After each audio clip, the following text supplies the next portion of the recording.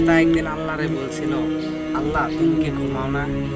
তখন আল্লাহ জবাব দিল, তোমার এটা শুনতে খুব ইচ্ছা? তখন ফেরেশতা বলল, হ্যাঁ আল্লাহ, আমার খুব ইচ্ছা এটা শোনার জন্য।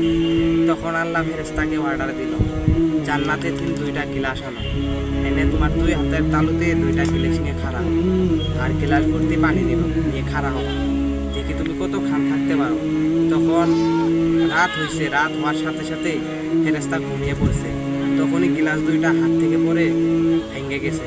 তখন আল্লাহ ফেরেশতাকে ডাকিয়া তোলে, ফেরেশতা তুমি উঠো, তোমার হাতে যে দুইটা গিলাস দিয়েছিলাম, গিলাস দুইটা ভাঙলো কেমনে? তখন ফেরেশতা বলল, আল্লাহ আমি ঘুমাইছিলাম, গিলাস দুইটা হাতে নিয়ে ঘুমাইছি ওই গিলাস দুইটা ভেঙে গেছে।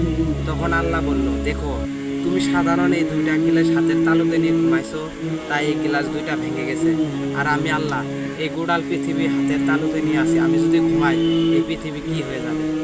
ভাই হাদিসটা বেশি বেশি করে শেয়ার করে দিবেন, ইনশাআল্লাহ নাজাতের উসিলা জান্নাতের সঙ্গে হবে, নবীর সাথে জান্নাতে যাবেন ইনশাআল্লাহ।